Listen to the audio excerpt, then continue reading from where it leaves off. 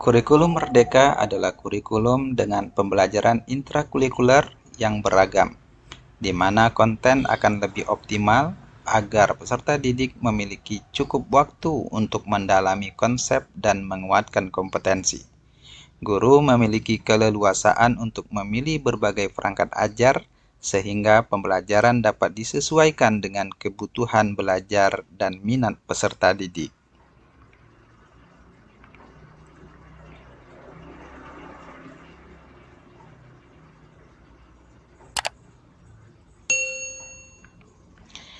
Kita perlu memahami dua perbedaan, yakni antara kerangka kurikulum nasional dan kurikulum tingkat satuan pendidikan.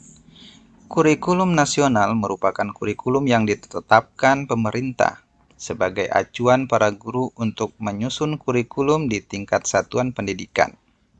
Sedangkan kurikulum tingkat satuan pendidikan merupakan kurikulum yang seharusnya secara periodik dievaluasi dan diperbaiki agar sesuai dengan perubahan karakteristik peserta didik serta perkembangan isu kontemporer.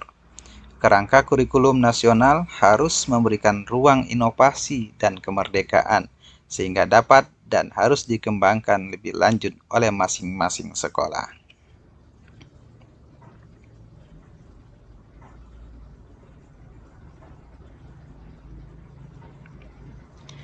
Tidak ada perubahan total jam pelajaran, hanya saja JP atau jam pelajaran untuk setiap mata pelajaran dialokasikan untuk dua kegiatan pembelajaran.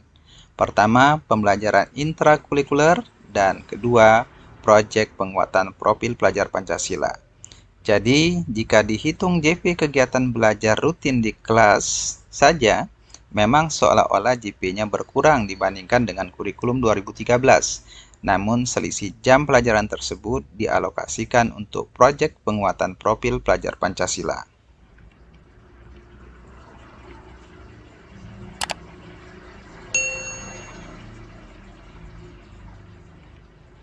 Tidak berpengaruh.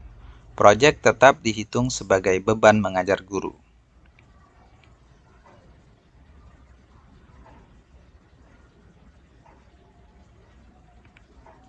Mata pelajaran IPA dan IPS digabungkan menjadi satu pada jenjang SD, karena anak usia SD cenderung melihat segala sesuatu secara utuh dan terpadu. Selain itu, mereka masih dalam tahap berpikir konkret atau sederhana, holistik, dan komprehensif, namun tidak detail. Penggabungan pelajaran IPA dan IPS ini diharapkan dapat memicu anak untuk dapat mengelola lingkungan alam dan sosial dalam satu kesatuan.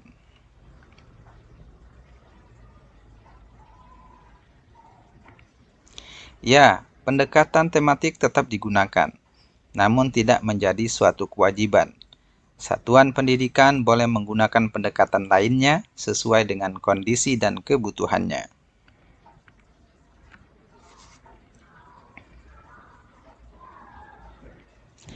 Mata pelajaran informatika menjadi mata pelajaran wajib, sedangkan mata pelajaran prakarya menjadi salah satu pilihan bersama mata pelajaran seni, yakni seni musik, seni tari, seni rupa, dan seni teater.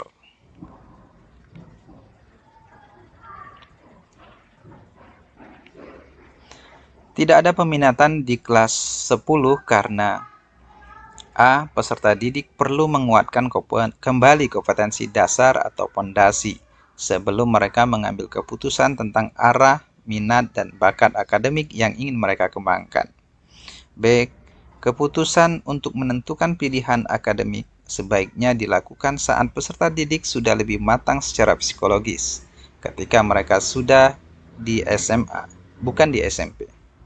C. Peserta didik dapat menggunakan 1 tahun masa belajar di SMA untuk mengenal pilihan-pilihan yang disediakan satuan pendidikan tersebut sebelum mengambil keputusan terkait pelajaran yang ingin mereka dalami. D. Memberikan kesempatan lebih banyak kepada peserta didik untuk berdiskusi dengan orang tua atau wali dan guru bimbingan konseling tentang minat dan bakatnya serta rencana masa depan.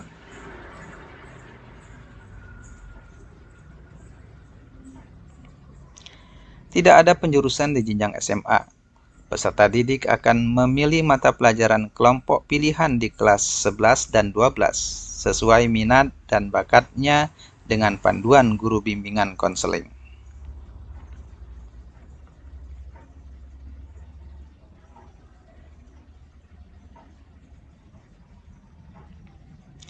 Akan ada penyesuaian terkait seleksi masuk perguruan tinggi. Seleksi masuk didasarkan pada mata pelajaran yang diambil oleh peserta didik, bukan berdasarkan jurusannya.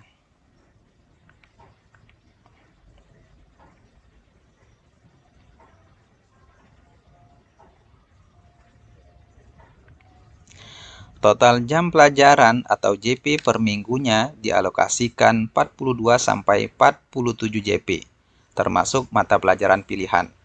Alokasi mata pelajaran pilihan terdiri dari 20 sampai 25 JP. Mata pelajaran dari kelompok MIPA, IPS, dan Bahasa dan Budaya memiliki alokasi masing-masing 5 JP. Mata pelajaran prakarya dan kewirausahaan 2 JP, dan maksimal 5 JP untuk mata pelajaran vokasi. Peserta didik memilih 4 sampai 5 mata pelajaran dari minimal 2 kelompok mata pelajaran pilihan. Maksimal mata pelajaran pilihan yang diambil dari satu kelompok mata pelajaran pilihan adalah 3 mata pelajaran.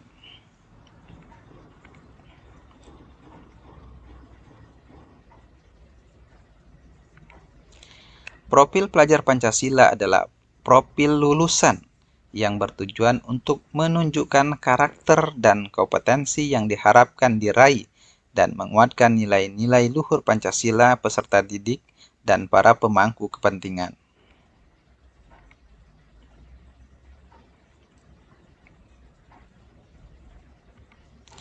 Proyek penguatan profil pelajar Pancasila adalah sebuah pendekatan pembelajaran melalui proyek dengan sasaran utama mencapai dimensi profil pelajar Pancasila. Peserta didik akan belajar menelaah tema-tema tertentu yang menjadi prioritas setiap tahunnya.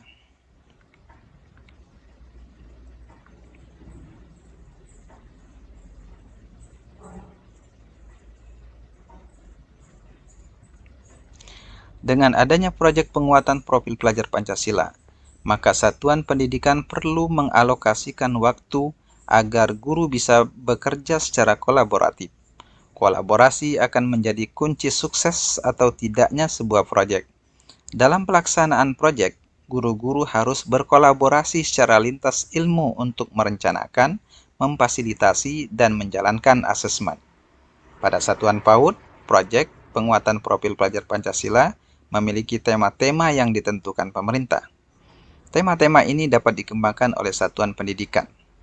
Pada setiap tahunnya, satuan pendidikan melaksanakan 2 tema proyek, sehingga hal ini perlu masuk dalam pengorganisasian pembelajaran dalam kurikulum operasional satuan pendidikan.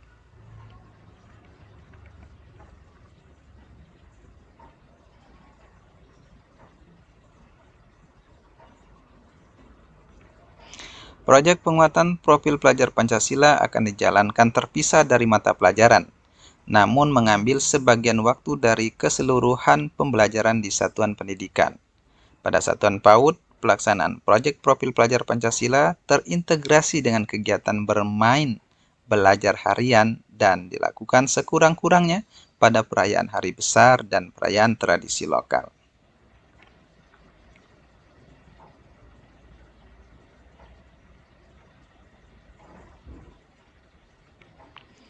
Proyek profil pelajar Pancasila memiliki rapor tersendiri yang akan membantu rekam jejak ketercapaian profil pelajar Pancasila.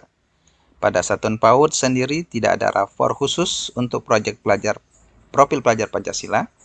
Rapor proyek profil terintegrasi dengan laporan perkembangan CP dan diharapkan muncul di portofolio anak. Profil pelajar Pancasila merupakan tujuan akhir dari hasil pendidikan, sehingga satuan pendidikan juga seyogyanya tidak terburu-buru dalam mengukur ketercapaian profil, melainkan membangun kompetensi dan karakter tersebut secara konsisten dan melihat perkembangannya melalui penilaian proyek.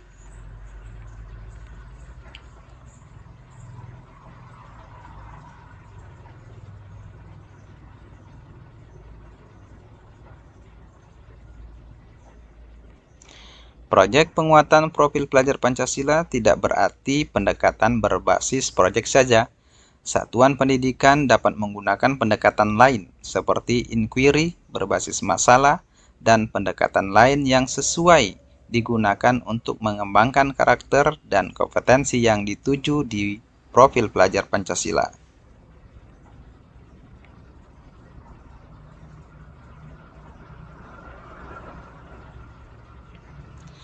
Capaian pembelajaran atau CP merupakan pengetahuan, keterampilan, dan sikap yang dirangkaikan sebagai satu kesatuan proses yang berkelanjutan, sehingga membangun kompetensi yang utuh dari suatu mata pelajaran.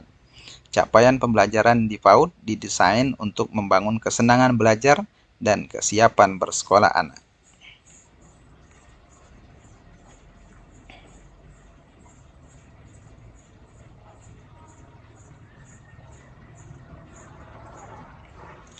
Capaian pembelajaran atau CP bukan pengganti SKL atau STPPA.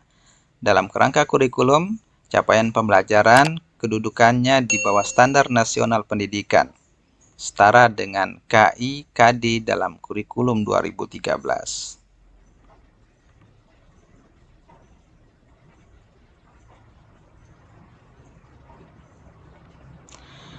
Penyusunan capaian pembelajaran atau CP per fase merupakan upaya penyederhanaan sehingga peserta didik dapat memiliki waktu yang memadai dalam menguasai kompetensi. Penyusunan CP per fase ini juga memberikan kesempatan kepada peserta didik untuk belajar sesuai dengan tingkat pencapaian, kebutuhan, kecepatan, dan gaya belajar mereka. Hal ini karena CP disusun dengan memperhatikan fase-fase perkembangan anak. Selain itu, penyusunan CP per fase berguna bagi guru dan satuan pendidikan. Guru dan satuan pendidikan dapat memperoleh keleluasaan dalam menyesuaikan pembelajaran sehingga selaras dengan kondisi dan karakteristik peserta didik.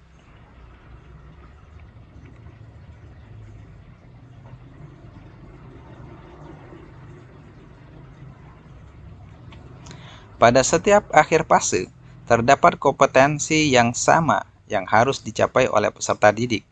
Namun alur untuk mencapai akhir fase tersebut yang berbeda-beda disesuaikan dengan kebutuhan belajar, karakteristik, dan perkembangan peserta didik yang beragam.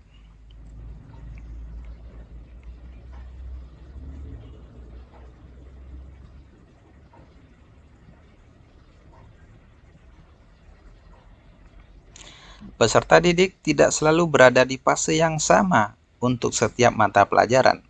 Penetapan fase didasarkan pada hasil asesmen. Seorang peserta didik mungkin saja berada di fase yang berbeda untuk beberapa mata pelajaran. Penyesuaian dimungkinkan pada fase yang berbeda dari capaian pembelajaran setiap mapel.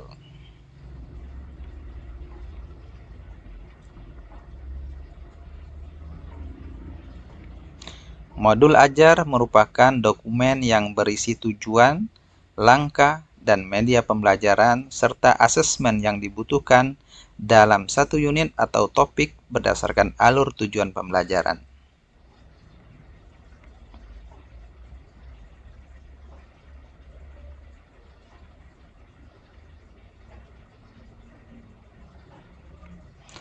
Ketuntasan hasil belajar tidak lagi diukur dengan kriteria ketuntasan minimal atau KKM yang berupa nilai kuantitatif. Asesmen formatif pada pembelajaran dilakukan untuk mengidentifikasi ketercapaian tujuan pembelajaran.